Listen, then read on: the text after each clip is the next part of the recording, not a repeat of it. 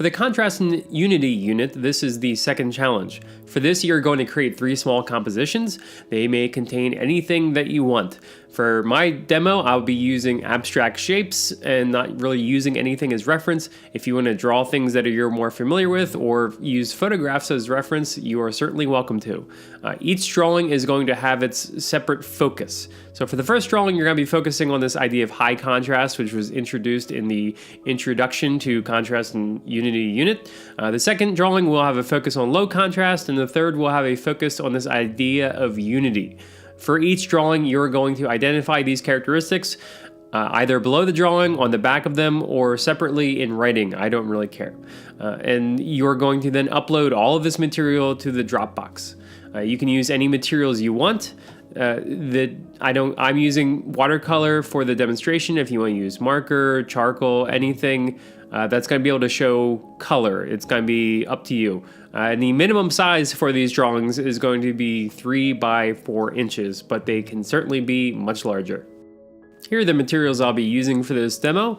Just an eraser, pencil, brush, and watercolor. I also have a ruler, which I was able to draw my 3 squares there. And I'm just writing high contrast, low contrast, and unity under them. You don't have to do this for yours. If you want to place that labeling on the back, you are certainly welcome to. I'm also drawing all 3 of these squares on a single piece of paper. If you want to draw on 3 separate pieces of paper, you are certainly welcome to it. That's going to be up to you. For the first one here, in developing this idea of high contrast, I decided to start with pencil and draw a very organic looking shape, and then to contrast that with a very geometric shape. That's why I was using the ruler there.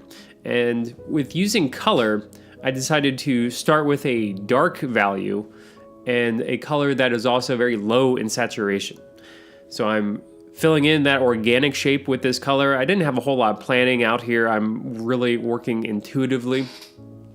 And I decided to use a value that is much lighter with this sort of greenish blue color here in the geometric area, and filling in the sort of checkerboard approach that's happening there. And I also have a high contrast in shape size. So the organic shape is a very large shape, and all of these little squares here, these checkerboards, are very small in scale as well. So scale is something that is also in high contrast in this image. And I thought the light blue was very low in saturation, as was the brown, so that's why I decided to use the yellow there, which is very high in saturation. Now I've started my second drawing here, and I'm using contrast still, but to a much lower degree. So I created shapes that are very similar. I've created the organicness to them very similarly, and just very gave a slight change in contrast in the value between them, but not much. I'm then labeling underneath them what I believe is in high contrast and low contrast for each drawing. And for the third piece, what I decided to do was to create a toned surface. So I'm covering up this entire square here, and this is a attempt at unity. I let that dry, and once that's completely dry, then I can work over top of it without blending in. But what it does is that it puts that light blue color over top or underneath the entire image, and so that is acting as a unifier. I'm speeding this up quite a bit. I took my time on this. This was not something that I was able to do in 3 minutes, which unlike what the video shows you. And I started working in some other colors as well. So I'm using this linear sort of pattern consistently throughout the piece, and I decided to charge that with a sort of more magenta color.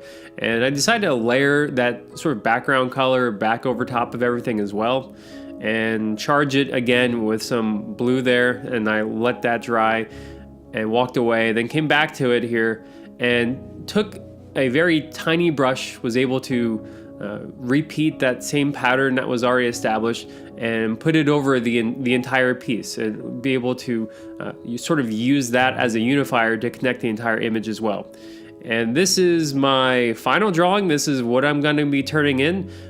Basically would take a photograph of this with all the aspects of unity underneath it that I've identified, that I'm putting a bullet point. Again, you can put this on the back, And that's all you really need to do for this challenge. So make sure you upload all of that and the labeling on the back here of the elements of Unity on this.